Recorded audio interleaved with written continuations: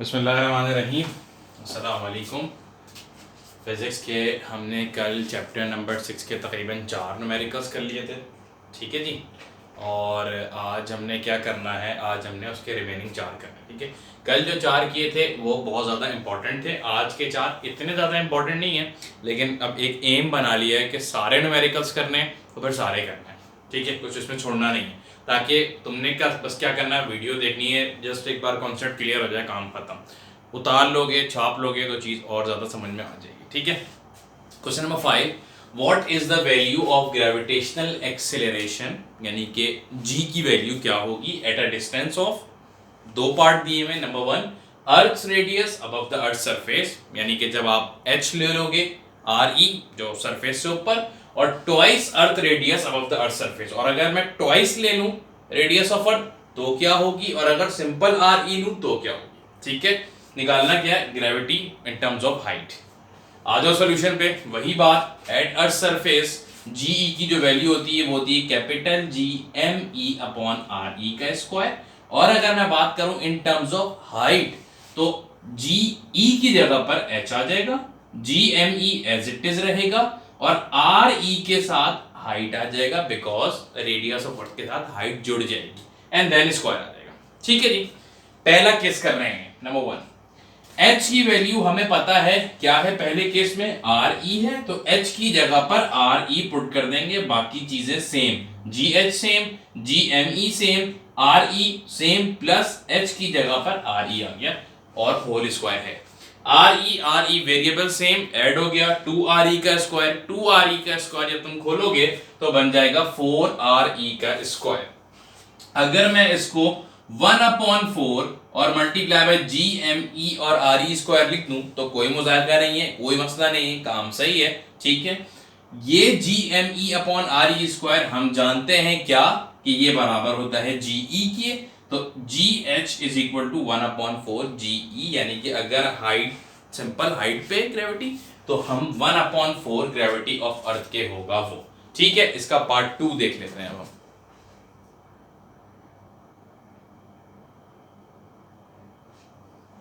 आ जाओ जी, पार्ट 2। अब हमने क्या करना है, ट्वाइस है कहानी, ट्वाइस अर्थ रेडियस, ठीक है। एच की वैल्यू को हम 2 आर ई लेंगे, मैंने वो तमहीद नहीं बांधी, just G H is equal to G M E upon R E की जगह पर आर ई प्लस एच, क्योंकि हाइट की बात हो रही है, और अब की बार एच की वैल्यू क्या है, वो है 2 आर ई, ठीक है जी, क्लियर है बात। अब आ जाओ आगे, जब आर ई 2 आर ई के साथ ऐड हो जाएगा तो ये बन जाएगा 3 आर ई का स्क्वायर, ठीक है। 3 आर ई का स्क्वायर आ गया, G H is equal to capital G M E upon 3 R E का स्क्वायर। 3 आर ई के स्क्वायर को जब हम खोलेंगे तो ये बन जाएगा 9 आर ई का स्क्वायर, वही वाली चीज जो मैंने वहां पर 1/4 पे किया था, अब मैं इसको 1/9 कर दूंगा, 1/9, और ये अलग कर दिया। हम जानते हैं एक चीज, वो चीज क्या है कि ये बराबर होता है जी ई के, तो G H is equal to 1/9 in terms of gravity of earth, ठीक है जी। ये हो गया हमारे पास क्वेश्चन नंबर 5। 4 सवाल और रह गए हैं, उसको देखते हैं और इस चैप्टर को कंप्लीट करते हैं। अच्छा भाई, थोड़ा सा घुमा हुआ सवाल है यार। At what distance, question number 6, at what distance on the centre of the earth does the gravitational acceleration have 1/2, gravitational acceleration कितनी दी है, 1/2, ठीक है। The value that it has on the earth surface, earth की surface पे जो gravity की value होती है वो 1/2 रखी गई है हाइट पे जाके, ठीक है। और निकालना क्या है, what distance from the centre of the अर्थ, यानी कि सिंपल सी बात, डाटा के अंदर पहली चीज तो ग्रेविटी ऑफ हाइट कितनी रखी गई है, 1/2 जी, और distance from the centre of the earth, इसको हम रिप्रेजेंट करते ही आर ई प्लस एच से हैं, तो R E plus H is equal to question mark, ठीक है। सॉल्यूशन पे आओ, सबसे पहले वही वाला मंजन, यानी कि at earth surface G E is equal to capital G M E upon R E का square, equation number 1। At height G E की जगह पर G H is equal to capital G M E upon R E plus H का whole square, equation number 2। Given condition क्या है, according to given condition G H बराबर है half जी E के, और ये 2 यहां पर हो रहा है डिवाइड, ये उधर जाके हो जाएगा मल्टीप्लाई, तो जी ई की वैल्यू बन जाएगी 2GH। यहां तक की बात इंशाल्लाह क्लियर होगी। आगे देखते हैं इस सवाल में हो क्या रहा है।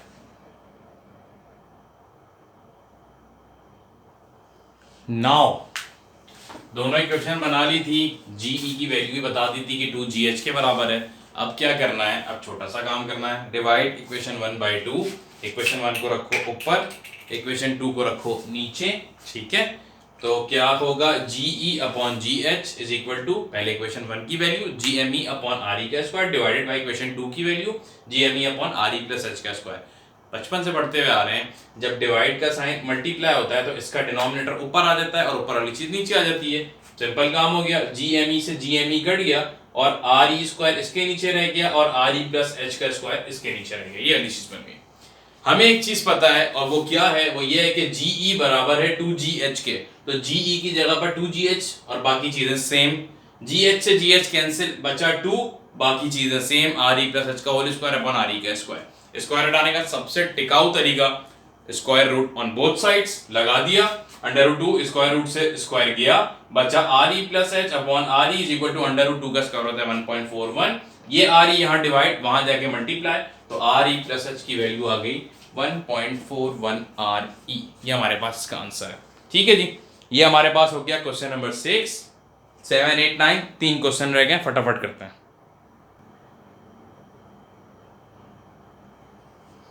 अच्छा जी, सबसे पहले तो भाई थोड़ी सी माजरत, इस वाले अब थोड़ी सी राइटिंग हल्की होगी, लेकिन एक दो न्यूमेरिकल के बाद खुद से सही हो जाएगी, मार्क करने हैं यार, समझा करो बात को। ये क्या है, क्वेश्चन नंबर 7 वही जो हम करते हुए आते हैं क्लास 10 से। कंप्यूट द ग्रेविटेशन, दो बॉडीज के दरमियान की ग्रेविटेशन फोर्स निकालनी है। एक बॉडी का मास है 80 kg, एक का मास है 50 kg, दोनों के दरमियान का डिस्टेंस है 2 मीटर। साथ में एक चीज पूछी है कि ये फोर्स क्या वर्थ वरिंग है, इससे परेशान होने की जरूरत है। उसका जवाब क्या देंगे हम, पहले तो डाटा बना लो, M1 80, M2 50, R2 और F निकालना है। सेम तरीका, F is equal to capital G M1 M2 upon R का स्क्वायर। F अपनी जगह पे, G की वैल्यू 6.67 10 की पावर -11, M1 80 M2 50 2 का स्क्वायर सेम रहेगा, 80 50 से मल्टीप्लाई हुआ 4000, 2 का स्क्वायर बन गया 4, सबको मल्टीप्लाई डिवाइड करवा दिया, आंसर आ गया 6.63 10 की पावर -8 न्यूटन। साथ में एक लाइन लिख देना कि as this force is very small so it is not worth worrying about at all। ठीक है जी, ये क्लियर हो गई बात, बस ये एक लाइन लिख देना तो उससे तुम्हारी प्रेजेंटेशन बहुत अच्छी हो जाएगी।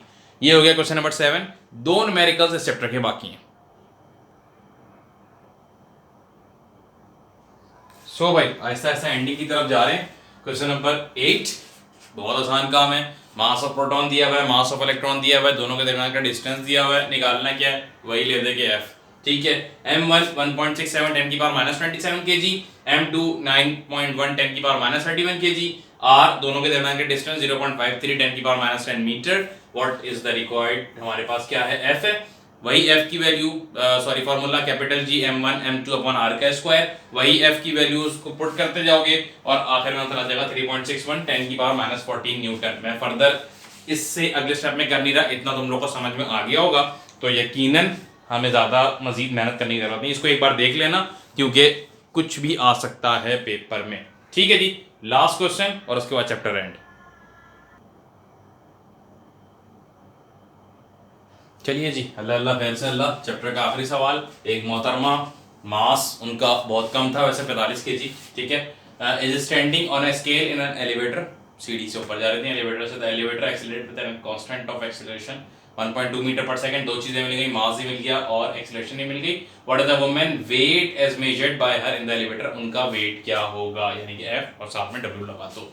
ठीक है, G 9.8 metre per second square है। जब भी एलिवेटर ऊपर जा रहा होता है, याद रखना उसका फॉर्मूला लिखोगे तुम FW यानी कि वेट ऑफ जो फोर्स है, ठीक है, MA plus MG। Whenever elevator moves upward, आप ये वाला फॉर्मूला यूज करोगे, M की जगह पर M की वैल्यू, A की जगह पर A की वैल्यू, फिर M की जगह पर M की वैल्यू, G की जगह पर G की वैल्यू और FW इक्वल टू 495 न्यूटन। ठीक हो गया जी, ये हमारे पास चैप्टर नंबर 6 के सारे न्यूमेरिकल्स कंप्लीट हो गए 1 से लेकर 9 तक। इंशाल्लाह कल से हमने चैप्टर नंबर 7 स्टार्ट करना है इसी तरीके से इंशाल्लाह।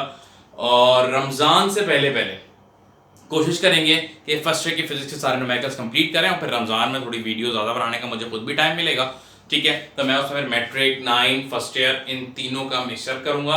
एक अपॉर्चुनिटी दे रहा हूँ तुम लोगों को, यानी कि एक अच्छी चीज़ होगा, मैं शुरू कर रहा हूँ। अपना व्हाट्सएप नंबर मैं यहाँ पे जो अपना मेरा आपका वो है व्हाट्सएप बिजनेस, मैं उसका नंबर शेयर कर दूंगा अपने फेसबुक वाले पेज पर भी, ठीक है, जो कि EDUQQ के नाम से पेज है, वहां पर भी शेयर कर दूंगा, और अपना मैं व्हाट्सएप का नंबर यहाँ पर डिस्क्रिप्शन में भी सेंड कर दूंगा। तो मैं कोई भी चीज़ कभी भी पूछनी हो मैं इंशाल्लाह अवेलेबल हूँगा और तुम्हें चीज़ बता दूंगा इंशाल्लाह, ठीक है। किसी का पेपर है, कोई टेस्ट है, कुछ भी चीज़ है, वो मुझसे वहाँ पर कांटेक्ट कर सकता है मेरे उस व्हाट्सएप बिजनेस के नंबर पे, तो उससे उसको आसानी रहेगी, ठीक है जी। इंशाल्लाह चैप्टर नंबर 7 को स्टार्ट करेंगे और उम्मीद करते हैं कि समझ में आया होगा। कोशिश करना कि इसकी प्रैक्टिस कर लो। इंशाल्लाह आपसे मिलते हैं और अपना ख्याल रखिए। अल्लाह हाफिज़।